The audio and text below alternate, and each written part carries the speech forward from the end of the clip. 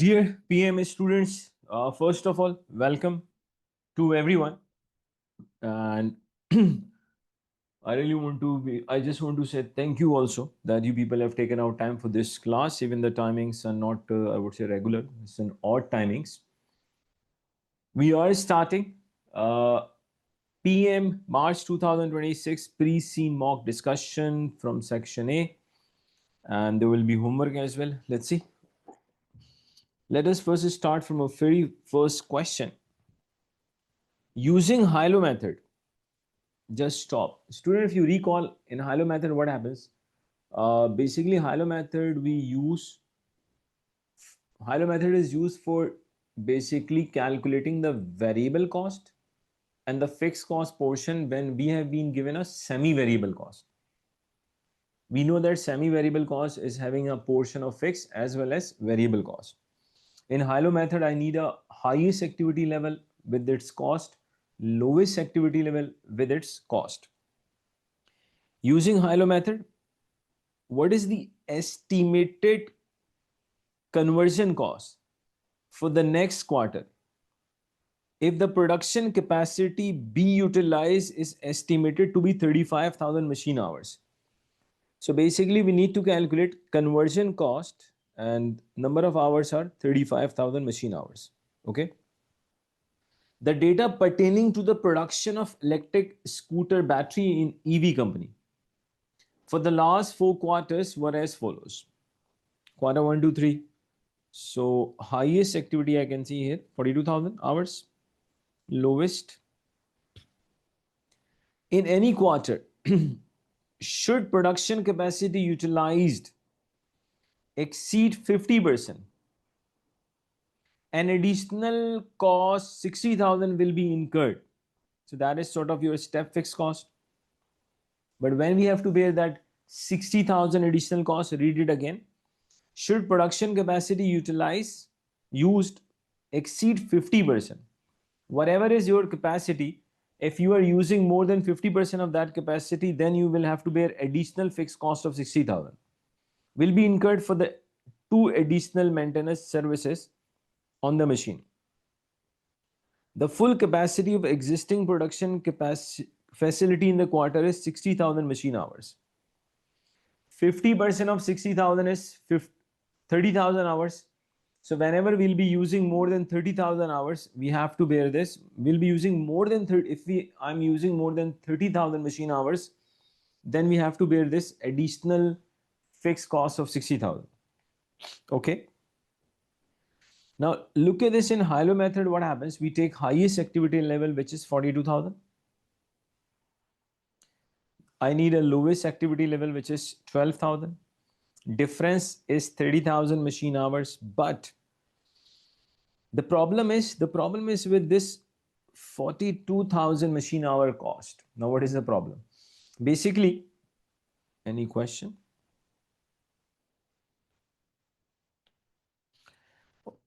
The problem is with 42,000 machine hours. What is the problem? Let me tell you.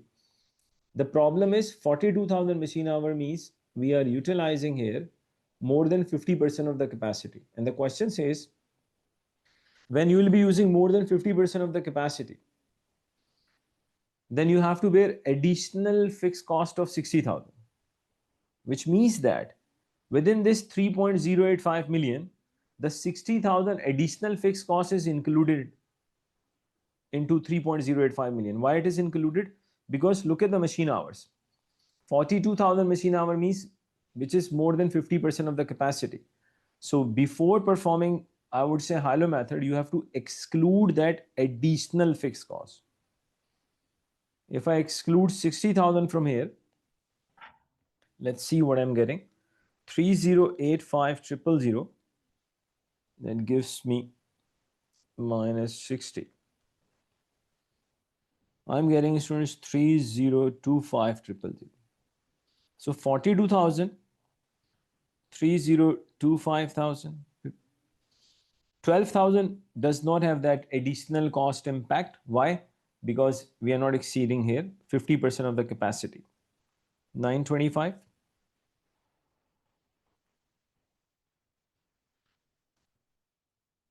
I'm getting 2.1 million. Now very easily we can calculate variable cost. 2.1 million divided by 30,000. Variable cost per machine hour is 70.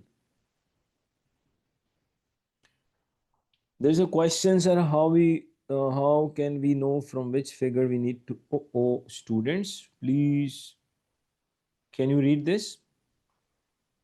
Should production capacity utilized exceeds what? 50%.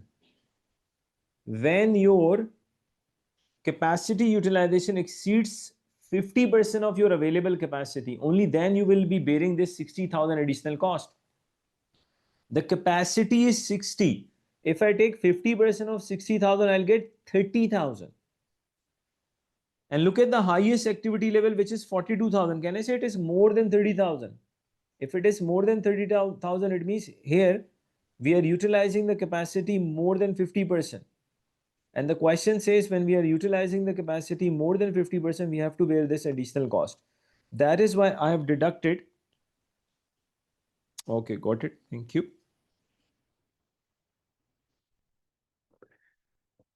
Now let's calculate the total cost. How will you calculate total cost? Variable cost, we know that. When we say total cost, it will be variable plus fixed cost. Now we have to find out what is the normal fixed cost element here.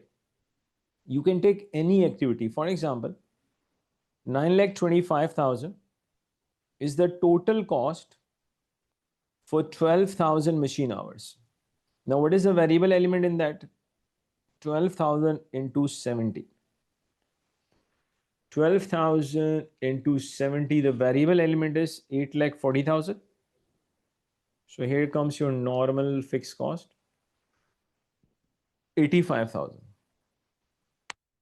Now for 35,000, thank you. Very easily we can calculate the total cost. 35,000 machine hours into 70.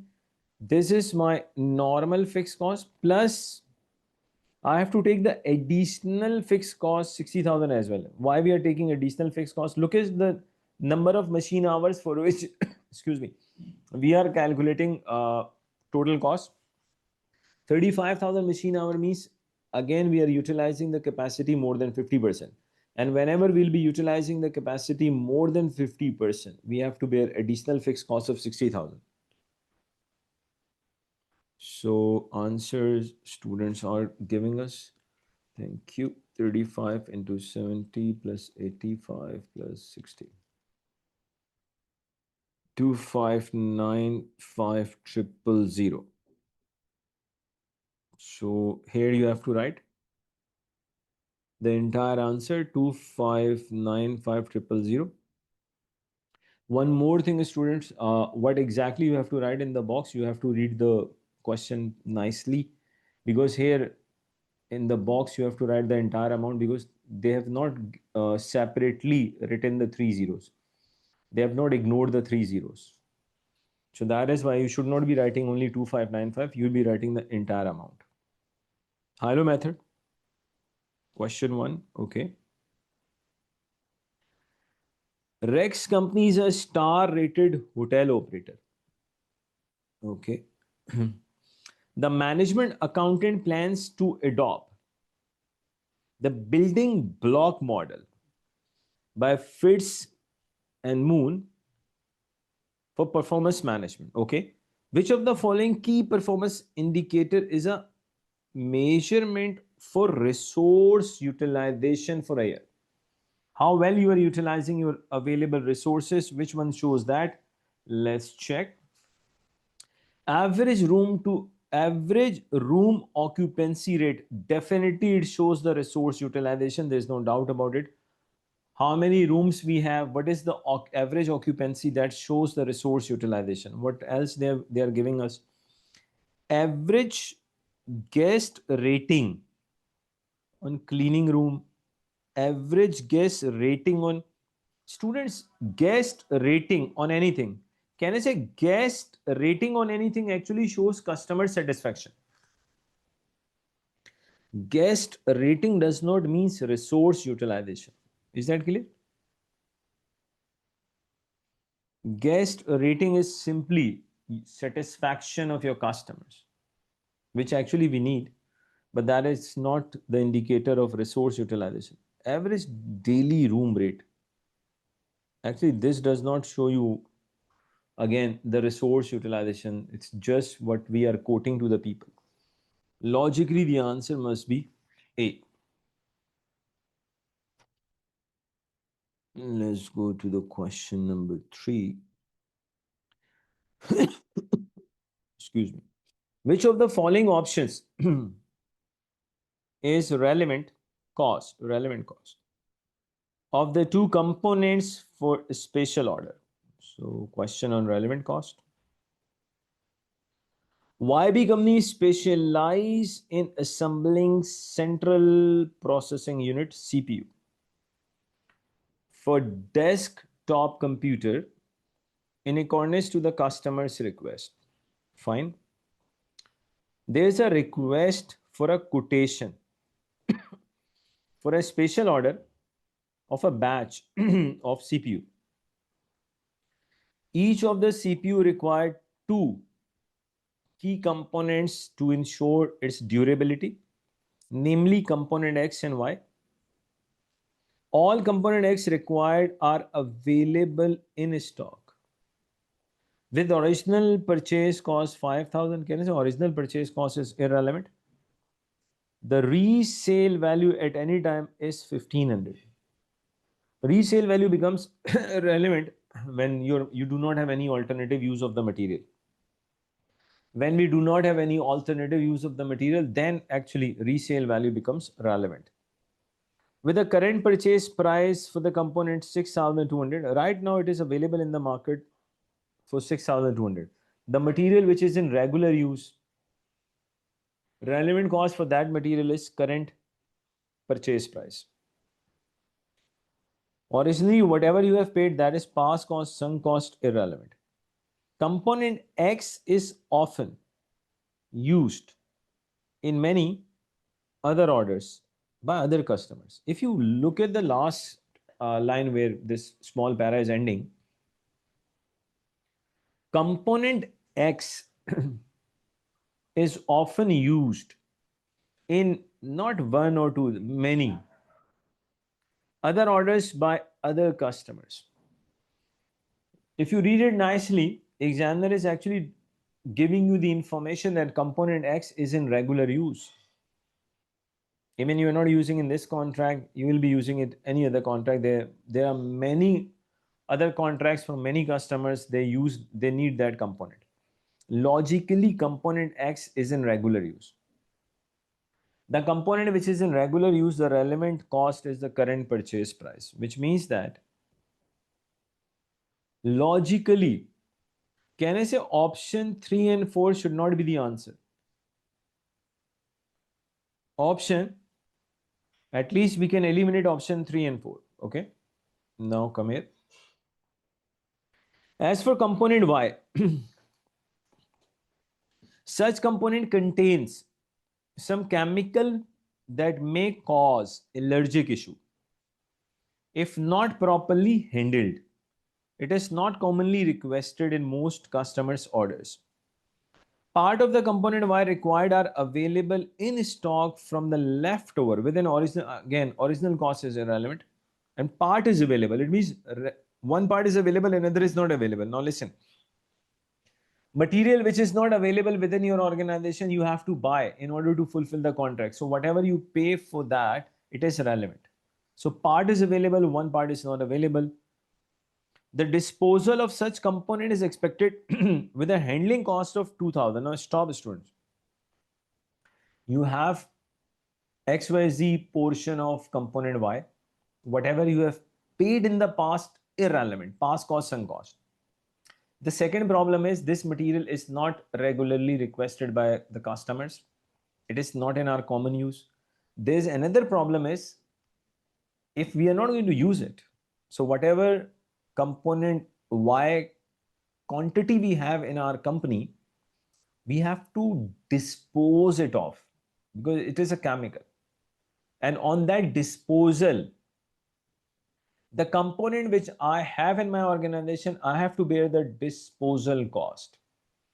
But if my company is lucky enough and I have received a contract where I can use that quantity of material component Y which I am actually required to dispose of, if I can use it in a contract, then to be very honest, I'm going to save that disposal cost. Logically, that 2000 will become my inflow. That 2000 logically will become my inflow. The remaining component Y that required may be purchased. Yes, I have to purchase it.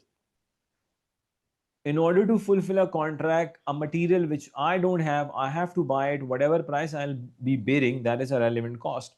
Logically, the relevant cost is 5,600, but this is not the only cost. There's a relevant inflow as well, which is 2,000. So the net relevant cost relating to component Y, which my company will be bearing, that is 3,600, which means that students, option 1 is the right choice. Option 1 is the right choice. Great. Now you have to select here, not in that columns. Okay. Indicate by clicking on the relevant boxes in the table below what is the performance that is measured by the following key performance indicators that is currently adopted by a government hospital. Okay. Students, patient to doctor ratio. Patient to doctor ratio shows efficiency. It shows efficiency. Any question? Excellent. This shows efficiency. Readmission rate of patient. Obviously, that shows effectiveness. So logically, it is readmission rate of patient. That shows effectiveness. Obviously, we don't want our readmission rate of patient to go high. If it is going technically, it will show us the effectiveness.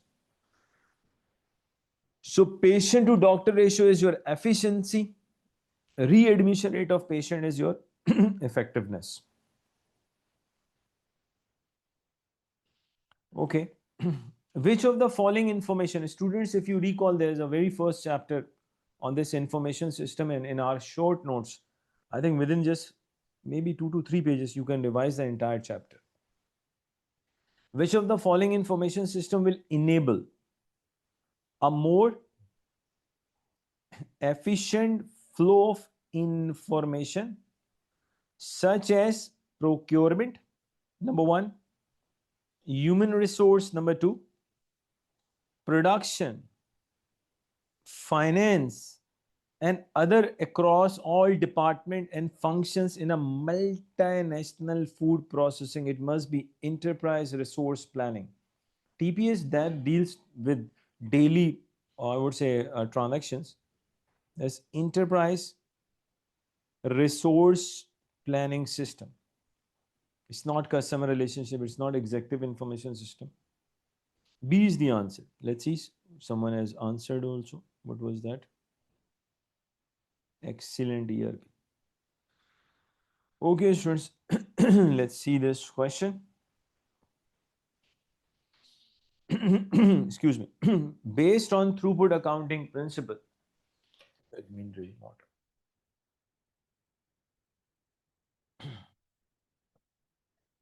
Based on throughput accounting principle, which of the following option is the optimum production quantity for 3 products? So we have to just make a production plan, but by using the principle of throughput accounting. KH company manufactures, sells 3 types of perishable finished goods. Product JLM with a high automated manufacturing technology that produce what is needed for the sale during the period. Relevant information for the 3 products for the period is given below. Selling price per product, direct material cost. Can I say selling price minus direct material cost will give us throughput? Overhead allocation is irrelevant. Machine hours per unit 4 to 5. They have given us a maximum demand 9. Okay, the maximum machine hours available in the period 80,000. So maximum available hours are 80. There's a minimum order for product M 6,000 units that have agreed with the customer. In any case, for product M you have to produce 6,000 units. Okay, no issue at all. Let us first calculate the priority. J L M, student selling price per unit 55, 41, 62. We will deduct the direct material cost 15, 13 and 24. 15. Can I say that will give us throughput? Let me use the calculator. 40. 41 minus 13, 28. 62 minus 24, 38. Throughput will be divided by bottleneck. Bottleneck resources they have given us. Bottleneck resources, just a minute.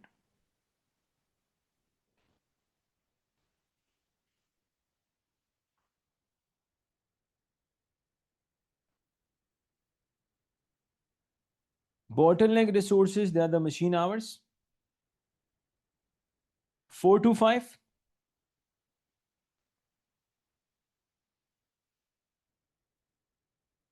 We will get throughput, you can say per limiting factor, throughput per bottleneck. Throughput per limiting factor per bottleneck. 10, 14, 38 divided by 5, 7.6. Now students will be doing the ranking. Product which has the highest throughput per limiting factor, that has to be number 1, then 2, then 3. But don't forget one thing. When it comes to product 3, which is M, we have to manufacture at least how many units of M? 6,000. Okay. Now, let me just show you the production plan. Production mix, what will be that? We have 3 products. The ranking says LJM. Okay.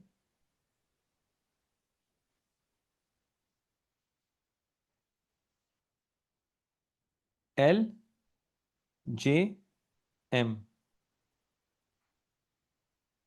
Demand. And machine hours required. Obviously, I'll go for L first, product L. The demand is 8,000 and 1 unit needs 2 machine hours.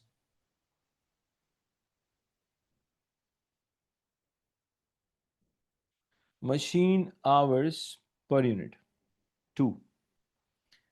It means how many machine hours? 16,000. No issue at all. Why no issue? Come here. Total machine hours, we have 60,000. Now listen to me carefully. Product L, which has a rank number 1, we have manufactured, we have produced that fully. Now, logically, we should go for J, but we know that at least for M, we have to manufacture 6,000 units. So logically, in any case, at least maybe I'll be producing more than 6,000, but I'm just checking it. At least 6,000 M I have to produce, and one unit needs 5 hours. It means I'm getting 30,000. Now listen, total available machine hours we have 80. Out of 80, 16 we have utilized here, 30 we have utilized here. Now let's see what is left. Whatever is left, I'll be using for J. Assuming the remaining hours are even more than to fulfill the demand of J.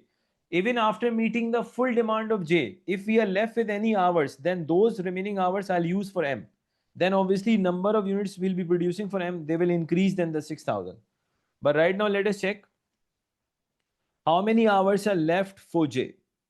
80 minus 16 minus 30. Students, I'm getting 34,000. Now again I'm repeating it. If within 34,000 we can produce, we can, let's say, fulfill the demand of J, and still the hours are left out of these 34, then those hours will be utilized for product M. Otherwise everything will be used for product J. One unit of J needs 4 hours, and the maximum demand for J is 9,000, which means that 34,000, if I divide this by 4, how many units we can produce? 34 divided by 4. Students, we can maximum produce 8,500. We won't be able to fulfill the demand of J, maximum demand. So logically, we can maximum produce 8,500 units for J. Okay, let's see any answer from the students. Okay, they are also, we all are on the same page. So logically, product L demand 8,000, J 8,500, M 6,000. Let's see, this is our production mix. What are we getting? J was, can I say option 2? Kindly reply, students. Yes or no? Option 2 is the right choice. Yes.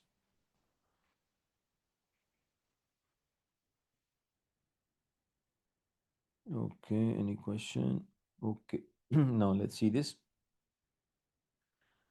A company knows that for every $10,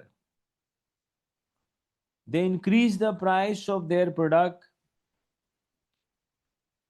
by, demand falls by 20 units. They're giving you price elasticity of demand.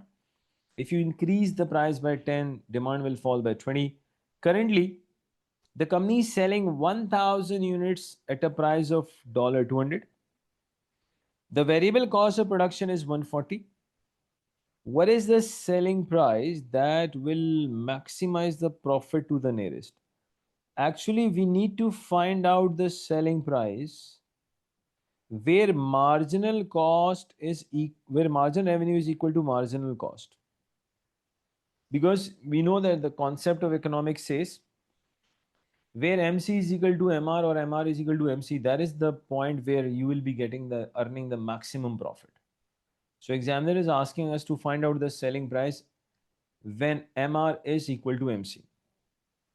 First of all, if you recall, normal demand function is P is equal to A minus BQ. How will you calculate B? The price elasticity of demand. The question says if you rise the price by 10, demand will fall by 20. I'm getting 0.5. So P is equal to A minus 0.5 Q. Number one. Number two, if you recall, A is the price where demand will be 0. A is the price where demand will be 0. Now I need to find out A. How will I find out? They have given me the selling price 200. At a selling price 200, they are selling how many units? 1,000. 0.5 into 1,000 will give us 500. And this is minus 500. When we'll be bringing this minus 500 on the other side of is equal to, it becomes positive. So logically, The maximum price where your demand is going to be zero, that is 700. If you keep the price $700, then your demand becomes zero. Okay. Now, if I convert this normal demand function into marginal revenue, so MR is equal to, just a minute, MR is equal to A minus 2BQ. So MR is equal to A minus 2 0.5. Obviously 0.5 multiplied by 2, it becomes 1, which means your MR, margin revenue, will be equal to A minus Q. Now, the profit will be maximum where MR is actually is equal to MC. MR, we know that it is 700 minus Q. So marginal cost means variable cost, which they have given us 140. So 140 is equal to 700 minus Q. Quantity demanded first will be calculating here. I'll get 560. So basically, when your company will have the maximum profit, you will be selling 560 units. When you will be selling 560 units, you will get the maximum profit. Now the question is, what should be the price? P is equal to A is 700 minus 0.5. Q we have found 560. Let me use the calculator.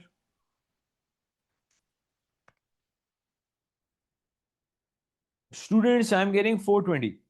So the price where maximum profit your company can generate is 420. Let's see what students are having answers. Okay, that's great that everyone is having the same result. So the price where profit is going to be maximum, that price is 420. Okay, let's see this. Okay, any other question? Nothing. 420, great. Which two of the following activities are environmental detection cost? Before we attempt this question, let me tell you one thing here. I want to give you a very important examination tip. Students, while sitting in examination hall, if you come across a question, it could be any question. It could be question from section A, B, C, could be any question.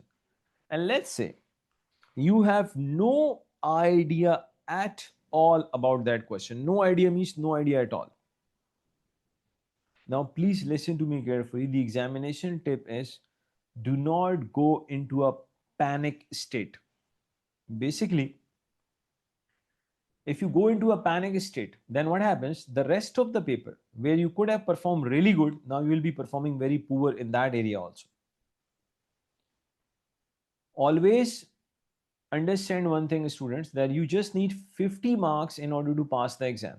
It means technically, logically, I'm allowed to make 50% mistakes. I'm not asking you to go there and make 50% mistakes. Still, you will pass the paper.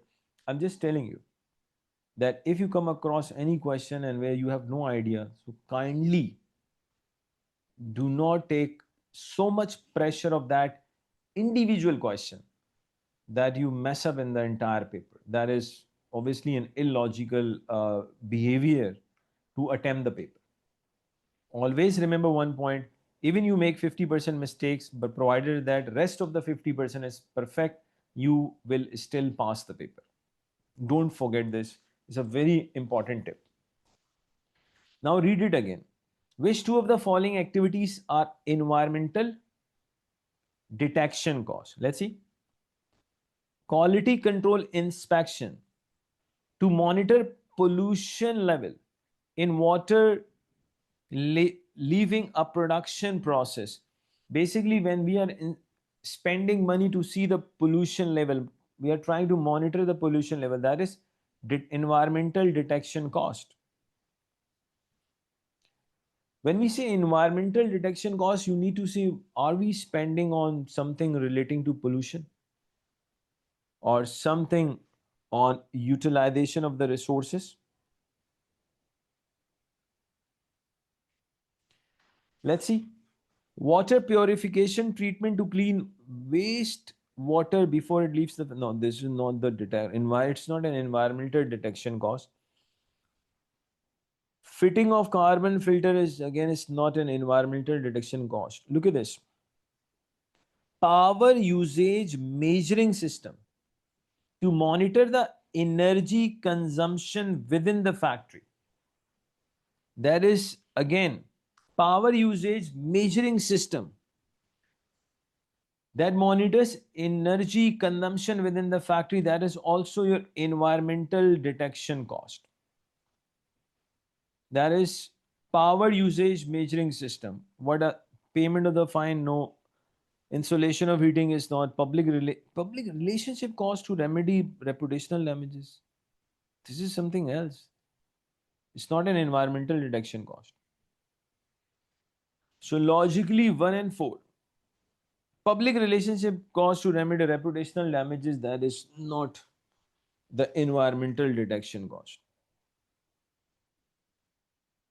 Look at this. Is the sixth one? Installation of heating pipes in the factory to reduce what?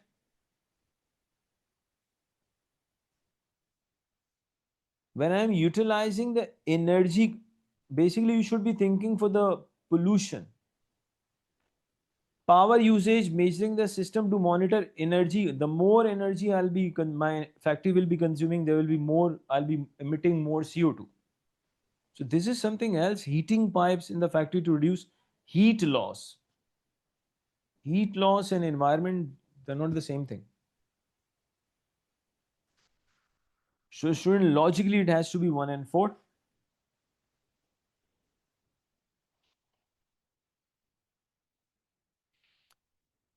Insulation of heating, you are having, I hope, normally we do have, in even in a normal home, you do have, I would say, pipelines where the hot water is also coming. If I'm, let's say I'm spending more money on that pipes which carries the hot water, so I'm not actually spending the money on environmental detection cost.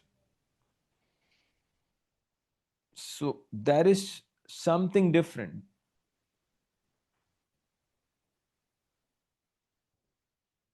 Okay.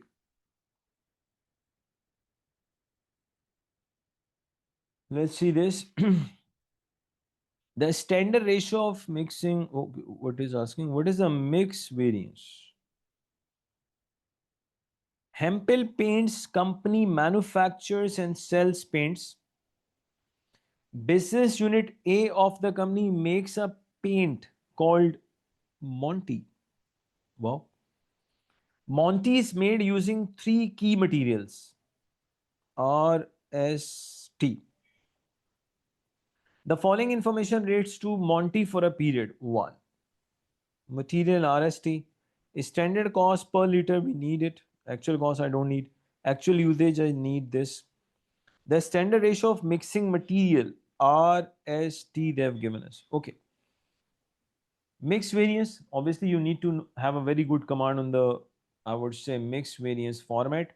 Materials, material we have RST. Then actual quantity actually shows actual mix. They have given us 1900, 2800, 1300 total. Let me use the calculator. 1900 plus 2800 plus 1300. Students, I am getting 6000. Now we'll convert this into standard mix, standard quantity. The ratio they have given us 30, 50, 20. Total is 100. I can say 30% is R. According to the standard, 30% should be R. 50% should be S according to the standard. And 20% should be T. If you take 30% of 6000, you will get 1800. 50% of 6000, you will get 3000. 20% of 6000, you will get 1200. Now there will be a mixed variance in quantity. If actual mix is more than a standard, then variance is adverse. Actual is 1900, standard is 18. So logically it is 100 adverse. If actual mix is lower than the standard mix, then favorable. It is 200 favorable and 100 adverse. We know that total of the mix variance in quantity is always 0. Now let's take standard cost per liter. Standard cost per liter. 63, 63, 50 and 45. Mix variance in currency. 100 into 63, I'll get 6,300 adverse, 10,000 favorable, 4,500 adverse. Logically, if you look at this, we have 800 adverse net variance, final variance. Obviously, when you will be selecting, they will give you the number of options. So logically, it is 800 adverse. Okay. Now what? Which of the following is not a feature of target costing? They are asking which is not a feature. Function of produce product are analyzed, that is a feature. We need to find out. Profit margin of product is set as a fixed percentage. Again, it's a feature. Competitor products, of course, I cannot ignore the analysis of the competitor product. Selling price of a product is based, no, this is not a feature. This is selling price depending on a cost. It happens in a traditional environment. Absorption costing, marginal costing. It does not happen in target costing. So logically, D is the answer. Okay.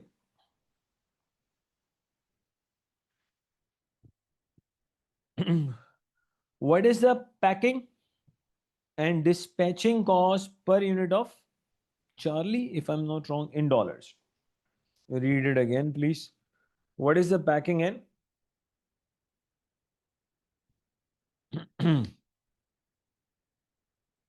what is the packing and dispatching cost per unit of Charlie? Let's see. Vanilla company makes a range of products, sells them online. It uses activity-based costing. Students, ABC. Normally, it is our first topic in PM. Uses activity-based costing to allocate cost to its products.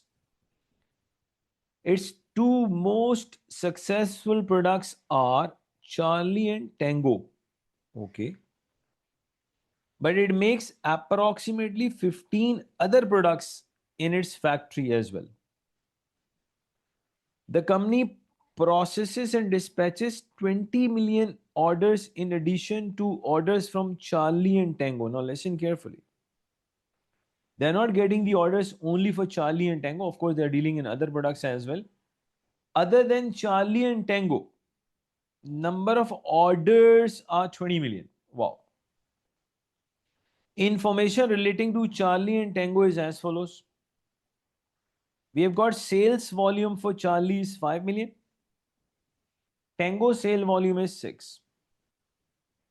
Average order size 2.5 units. Average order size for the Tango is 2 units. The total packing and dispatching cost pool for vanilla companies 10 million each year. They have given us the total packing and dispatching cost. Okay, fine. Now what exactly we need to find out? What is the packing dispatch cost? Not per order, per unit of Charlie in dollars. And this $10 million does not only belong to Charlie, it belongs to Charlie, Tango and other products as well. Now, kindly look at this. Charlie, Tango, other products, I'm taking total. Student, these 20 million, they are orders. Number of orders Other products number of orders are 20 million. Charlie's sales volume is 5 million. Order size is 2.5. If sales volume is 5 million, order size is 2.5 unit. So how many orders will be there? Can I say 2 million orders? Is that clear, students? Charlie will have 2 million orders. Tango, can I say 6 divided by 2? 3 million. So Charlie will have 2 million orders total. Tango will have 3 million orders total. Other products, they have 20 million. Examiner has told us. Total number of orders are 25 million. First of all, student, kindly reply on that. Is that clear to everyone? That total number of orders are 25 million. Students, kindly reply. Out of these 25 million orders, 2 million, they relate to Charlie. Now come here. We need to find out the total packing dispatch cost for finalized $10 million. But we need to find out this only for Charlie per unit. Look at this. The total Charlie's orders are 2 million out of 25. So this 10 million, out of this 10 million, how much, what exactly belongs to Charlie? If you utilize the calculator. Students, 0.8 million belongs to 2 million orders of Charlie. 0.2 million, 0.8 million cost belongs to 2 million. 2 million orders of Charlie. And Charlie will, the total sales volume of the Charlie is how many million? 5 million. We need to convert this 0.8 to per unit. So Charlie's number of orders are 2 million. But we know that one order size is 2.5 units. So total sales volume of the Charlie is 5 million. 0.8 divided by 5 will give us packing and dispatching cost per unit. I'm getting 0.16. I think students, they were also getting the same result. 0.16. Obviously, I would say this is a good question, seriously. Okay, great. Now come here. Which two of the following controls are likely to be of use to this company? Which two of the following controls are likely to be used to this company? Let's see. Harty company uses the services of number of market research consultants based in a different geographical regions in which it operates. These consultants are provided with the hard copies of design for new products. Hard copies. Even though we are in 2026, instead of soft copy, we are providing them hard copies. Sent in a sealed package via courier service due to their commercially sensitive nature. You could have sent by in soft copy through email, but they are working in a very different way, I believe. To further ensure that details of the new products are not leaked, the consultant are required to work using non-network computers. Wow. And to save all market research finding on a password protected hard drive that is again sent by the student. This is something I would say unusual is happening here. It is not, nowadays we don't work like that. Which two of the following controls are likely to be of use to this company? See, anti-spy software program. This is not They are not working in a normal environment, I would say. We use these anti-spyware software in a normal working environment. Here basically you are not letting them to go online. And a lockable cabinet or safe, you should be using this. Again, firewall is not relevant here. You should be having a confidentiality contract with them as well. If you read the environment, it is not a normal working environment. That is why we are not going for the normal options which we use. We are saying go for a lockable cabinet or safe and go for make them make contract with them. So there shouldn't be any breach of confidential information. Okay, students. Time series analysis, students. Normally, you will find at least one or two questions. Almost they appear every time, and are very easy also. What is FTX companies seasonal? What is FTX companies seasonal adjusted sales revenue forecast for the third quarter of 2007? Okay. FTX company has identified the trend line relating to the sales revenue is 2000 plus 25x. X denotes the quarter number. With the first quarter of 2000x5 being 13. Now this is important. X is representing the quarter number, and they're saying first quarter of 2000x5 is being a 13 number. You will be counting from 13 onwards. Second is 14. And we need to find this for the third quarter of x5. Now listen. Logically, first quarter of x5 is 13. The second is 14. Third, x5, fourth. Can I say 15 and 16? Then x6, quarter 1, quarter 2, quarter 3, quarter 4 of x6. So 17, 18, 19 and 20. Now x7. First quarter, x7. Second quarter, third quarter for which we are working, x7.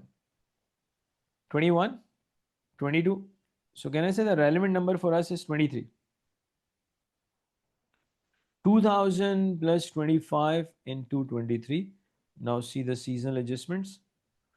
Quarter 3 is plus 4%. Whatever comes, increase that by 4%. So simply multiply that with 1.04.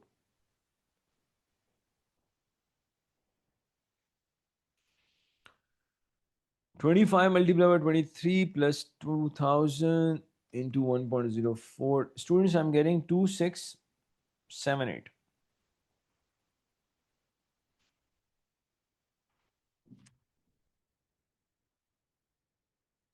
Logically, the answer is D. Let's see what the students got the answer.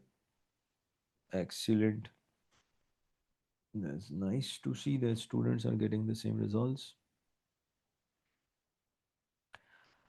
Based on expected values calculated. Expected values. Which of the following statement about Lexi's choice is correct? Expected values. Students, risk neutral decision makers, they basically use expected values. Expected values are the long-term averages.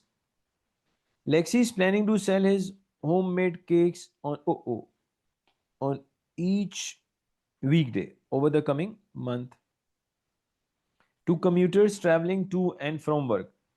He has to choose between selling from a stall at the local railway station or from a stand near the bus station, and is considering making this decision based on the expected value of the daily profit he will make under each option. His calculations show that expected value of the daily profit he will make from running the stall railway station is 240 compared to the expected value 275 at bus. Based on expected values, which of the following statement about Lexi's choice is correct? It is If he is risk neutral, he should choose the definitely. Risk neutral managers, they work on expected values. Within the expected values, I've got 2, 3 choices. I'll opt the one which will give me the highest profit. So he is actually risk neutral.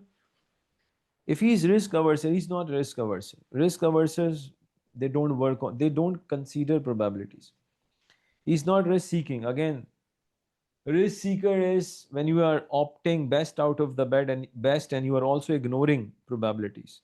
Expected values should not be used to make his decision as they have little meaning when considering a one-off project. I think he's going to continue that. And plus, it is categorically written based on expected values. So I have to make the decision on the basis of expected values.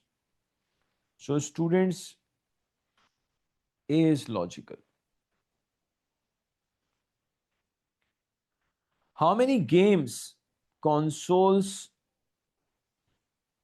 must IBM company sell per year in order to break even? How many games consoles?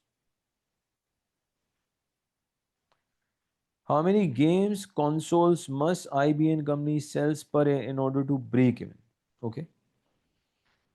IBM company manufactures a computer games consoles and a range of computer games. So they're not dealing in one product, they're dealing more than one. Computer games consoles and a range of computer games. For every games console the company sells, it also sells 9 computer games. Student, the ratio is 1 is to 9. If they are selling one game console, so they are selling 9 computer games. That is the ratio. Okay. The game consoles sell for $200. Variable cost is 50. So it means game console contribution will be 150. 200 minus 50. Computer games sell for 60. Have a variable cost 10. One computer game is having a contribution of 50. How did I calculate? Selling price is 60 minus the variable cost. IBM company has a total fixed cost per year is 1.5 million. Now listen. That is games consoles. Now just take the computer games. Ratio is 1 is to 9. Actually, we need a weighted average contribution because they are not dealing in one product. Contribution per unit, here it is 150, it is 50. I'll multiply this to get the total contribution. 150, can I say 450? Logically, the total contribution is 600. But out of this 600, if I calculate weighted average contribution per unit, 600 divided by 10. From where did I get 10? This 1 plus 9. Logically, weighted average contribution per unit is 60. This is weighted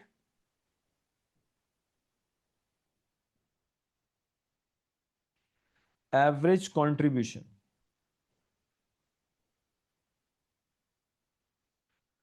Now, if I calculate break even units, fixed cost is 1.5 million divided by 60. Let me use the calculator. Students, break even units are 25,000. But we know that out of this 25, game console ratio is 1 and computer games ratio is 9. So this 25,000 will be split into 1 and 9 ratio. So simply 25,000 into 1 upon 10. I'll get 2,500, which relates to, this is the break even units which relate to game consoles. And of course, 25,000, 9 upon 10, you will get the units which belongs to the games. But we are here asked to calculate the break even units relating to games consoles. So can I relating to game consoles, they are 2,500. Relating to games, they did not ask. That is 22,500. I hope it is clear to everyone. Is that clear? 2,500. Kindly reply. Total you will be, they will, to reach break even, total units sold will be 25,000 with a ratio of 1:9. Okay, students, now kindly listen the announcement properly, nicely. In today's class, we have discussed the entire pre-scene mock section A. Now, I want all of my students kindly try to attempt the section B and obviously after that C. But at least just today, try to attempt the section B. And then I would say by tonight, at least in our relevant WhatsApp group, if you have any queries, you can ask. Number one. Number two is more important point. If you want me to keep a class on section B as well, so kindly inform in your relevant WhatsApp group, then I'll be keeping a class on section B as well. And that will be tomorrow also. Then we'll be having a class on section B tomorrow also. And then if you request, then we'll be going for section C also. And this video of PM pre-scene mock section A, that will be uploaded in the, I would say, YouTube channel of Abilu School of Accountancy as well. But section B and C videos, they will be uploaded only on the portal. So obviously enrolled student, they will be able to get the benefit. And let me tell you one thing, all my enrolled students already, you will find pre-scene mock of June, September and December attempts. They are already available on the portal. So kindly attempt the section B at least today. And if you want me to have conduct a live class for section B, then you have to inform that today in the WhatsApp group. Then we can have a class tomorrow. So students, I strongly believe you have enjoyed today's class. I've tried my level best to give you a recap and plus to discuss section A of PM pre-scene mock March 26. And let me tell you, all our enrolled students, they are not only having the pre-recorded classes, they on our portal there is a crash course also, which is already on the uploaded on the portal. Thank you. So anything else, student, if you want to ask, you can just tell me or nothing. There's a request. Okay, there's a request for section B also, so there's no harm. We can have a class on section B as well tomorrow. Timings, everything admin will announce. There's no issue at all. So students, thank you very much for attending this class. Hope to see you all in other sections as well. Thank you.